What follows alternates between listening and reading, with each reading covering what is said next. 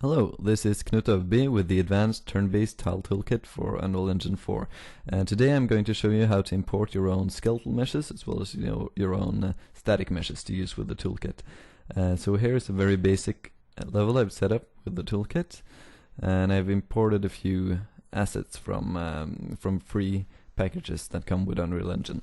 So I have some meshes from the driving game and from the Sun Temple, and I have the Trooper from the Matinee demo, this guy. So we're going to set up this guy and a few other meshes as well.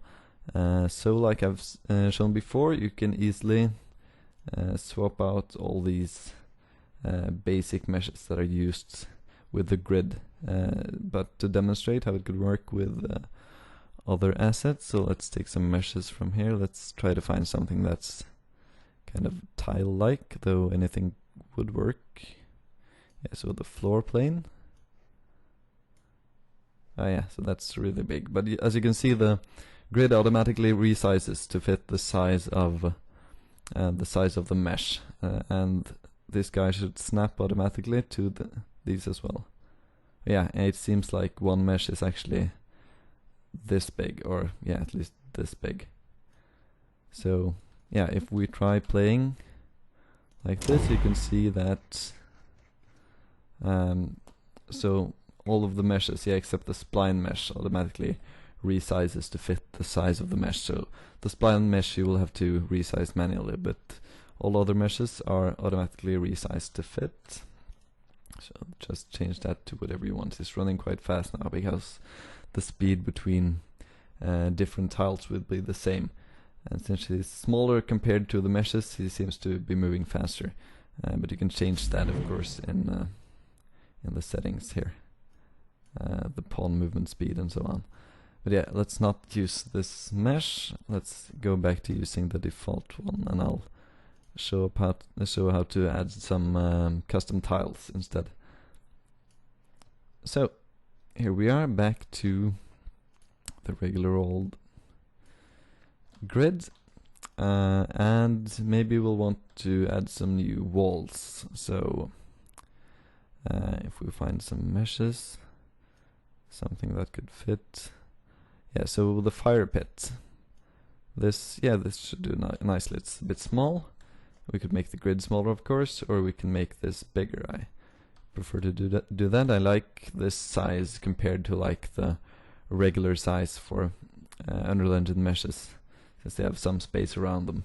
So 200 by 200 is my preferred size of these meshes, but of course you can always make the pawn smaller as well. But this is like for the default size of Unreal skeletal meshes. But yeah, so let's make a wall out of this. So it doesn't work like this in itself, though you could always place it like this and just resize it, and then you can in the blueprints and tiles and square for this grid just use an invisible wall like this. And did I delete the? Yeah, I deleted the pawn. Let's see. Yeah, and it will work just like that. But maybe you want to have it as a tile that you can place regularly, so you don't have to do this stuff. Then what I would do is go to the square tiles. I will make a copy of the invisible wall. Why not? And make a copy of whatever is closest to what you're trying to make. So if we duplicate this and we call it like tile wall,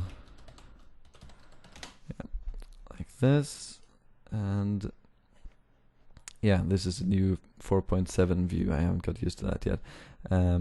Right, so here we have the mesh. So then just let's find the mesh in the assets and drag it into here, and you have to connect this to the custom grid anchor. If you don't, then it won't snap to the custom grid.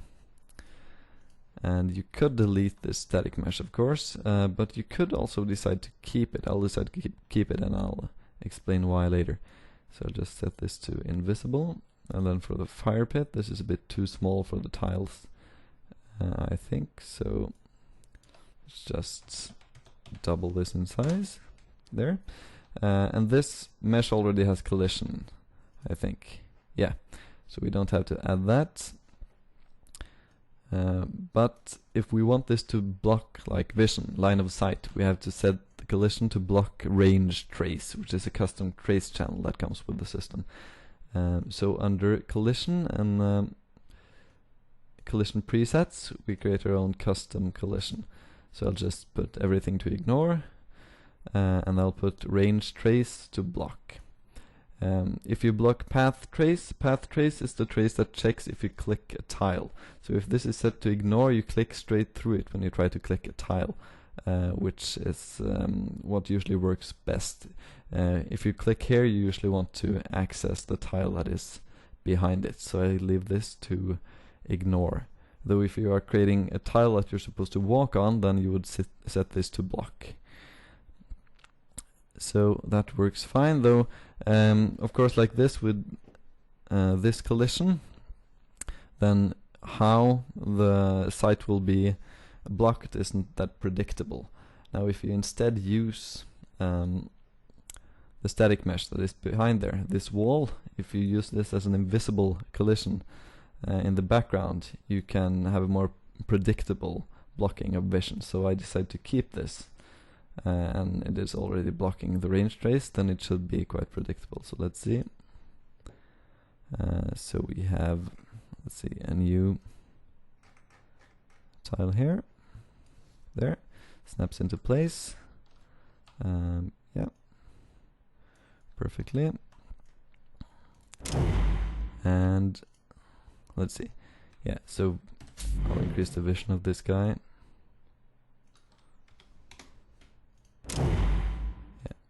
And it blocks vision just like with the squares. But we can of course delete this, the static mesh. It would still block vision, but it would be a bit different and might be slightly strange depending on where you're standing. Well, you can have it like this if you prefer. So that's how you add a basic new tile, and this works for all kinds of tiles. Though for movable tiles, let's look into this. If you don't use a wall as a base and you want to make it a wall, then you'll have to look at its inherited variables. So show inherited variables, and here we'll find the edge costs. So the default edge costs is 0 for all edges for this tile. This means that it blocks movement on all edges. Now maybe we want to have to make it possible to enter this tile from one side, let's say from the west, but we want entering this tile to cost 2 movement. So this is the cost to enter the tile from the west. So it is not the western edge of the tile, it's actually the eastern edge. So this is the cost for entering the tile. So we set this to 2, we should be able to enter. Yeah, but only from one side, like this. And as you can see, when you're standing inside, you don't have vision to anything because it blocks vision, of course. Okay, so that's how you add tiles. By the way, you can also use the trick with placing invisible walls for making structures that are larger than one tile. So so if we find another mesh that is large enough, let's see, there's lots of big ones here. Yeah, the house, let's use this one. So this is too big to set up as a tile like this because the regular tiles just block one square. But if we want larger structures like this, let's make it fit the tiles a bit better. Yeah, that's not that important actually. So then we can put, invisible walls at all the edges. We could put invisible walls like this that only block one edge, but if you're not going to walk inside anyway, we might as well just use the regular invisible walls like this. There. And just like that, you have a structure that blocks vision, movement, everything like that. So you can use this technique with invisible walls to make entire levels that don't use a tile at all, really, but where you place invisible walls to create the level on the grid instead. You can do the same with the floor plan and just put, you know, a single large grass tile or something, or grass plane blocking the entire ground, so you don't see any of these tiles.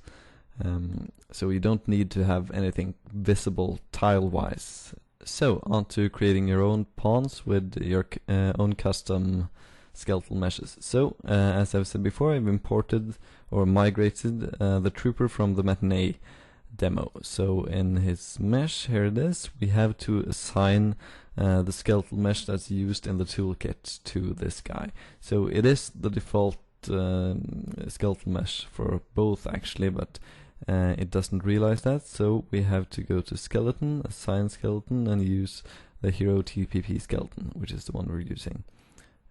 So now that it's set up like that, yeah, it has to be saved, and now we can create a new pawn. If we just want to use the default animations that I use, then, you know, just make a copy of this guy.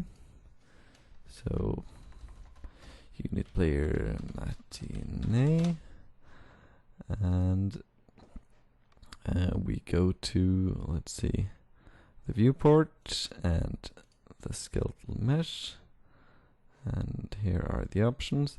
So we can just change this to the trooper. He got a nice little green coat. We'll just remove this, and he should, you know, in theory work just fine. So let's see if it does. Let's delete the old guy.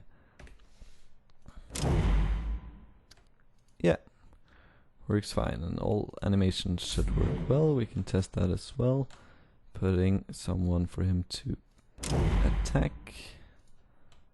Yeah, works just fine. So that's the way to do it if you just want to use, you know, the default skeletal mesh that I use. The default skeleton that I use, and if you want to use the animations I use. Now it becomes a bit more involved if you want to use your own animations. I'll show how to do that in a second. So to replace the animations with animations of your own, we have to make a copy of the animation blueprint that I'm using for these pawns. So if you go into animations, you can find the animation parent blueprint here. So let's just make a child component based on this one. Yeah, let's just keep the name. And let's see. So we have to import some animations. So let's see. We'll import them into animations. And yeah, I have some ready here, so I can import all of these. And we import them into the hero TPP skeleton and import all.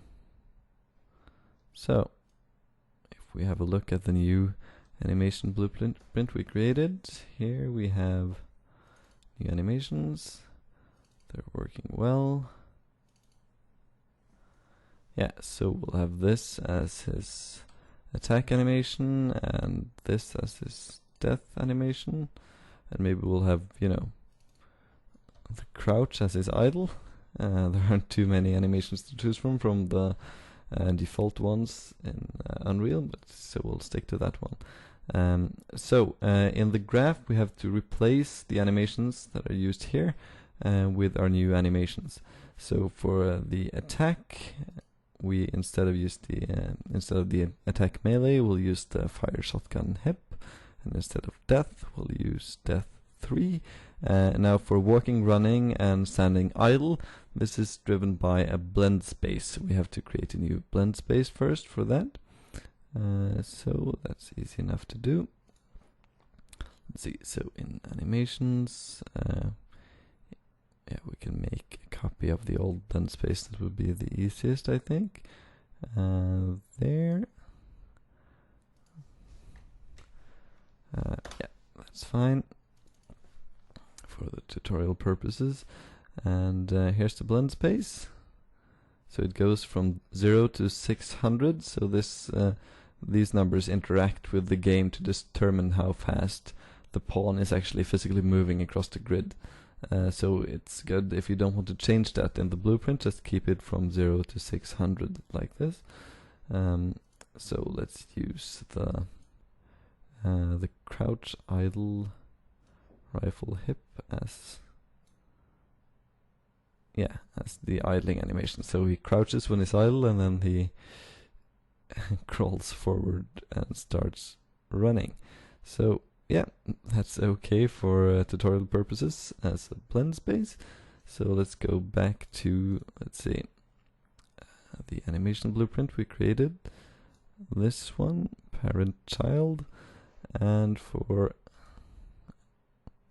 the blend space, we'll instead use the melee 2. There, he's down crouching. So now we have a new animation blueprint. Great. To change the animation blueprint of our unit here, we'll just go to animation mode, or under animation blueprint generated class, and we will instead use the new animation blueprint we created here. So that's working. And now he has his own animation blueprint, while the enemy has the old one here. So yeah, he's crouching, and he should get up and run, and attack with the shotgun animation there. Great. But one thing is lacking. As you can see, the game just stopped like that because the attack didn't register. And that's because we need to have an animation notify to notify the blueprint that the attack has hit. So if we go back to the unit here, or I mean to the animation blueprint, and we go to animations, and we find the fire shotgun animation, we see that there's no notify, so we can get the notify from one of the other attack animations. So here from attack melee we have the punch and notify, so just copy this, and then we go to the fire shotgun, and we'll find, you know, the moment where he shoots. Where's the recoil? Yeah, something like that. And we add we just paste the notify here, and then it should work. Let's see. So we walk up to him, and boom. Yeah. So now it works, and the new death animation should work as well. So let's just, you know, provoke this guy, and we're down. Great. So those are the basics of how you add your own meshes to the toolkit. Now if you want to use skeletal meshes that have skeletons other than the default Unreal Engine one, things get a bit more involved, and I'll have to get into that in a later video. For now, let me end this video by showing how you can easily create height maps based on the meshes placed in your level. So let's place this at a level where it makes sense that you can walk on top of it from the sides.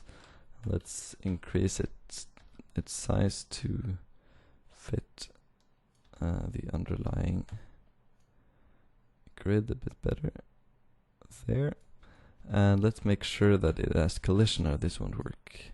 Let's see, so it's here in assets and there. Yeah, it has no collision, it's a background mesh. So I'll add some collision, and then we can add some invisible walkable tiles on top of this. So if we go to the square tiles and we create a new invisible walkable one based on the empty one, I should probably include one of these as a default actually.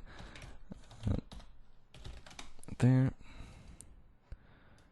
And make it hidden in game. We can drag some of these to cover this roof, or it's not really a roof anymore. Platform. Let's see. So yeah, that works. And we will center them and free them from the grid, and then I press end to make them conform to the landscape below, and then we will make height maps. We'll enable auto-calculate cost based on height and make sure that the height of these is smaller than what we have set as the cutoff. It is 140 almost, so let's put this at 140.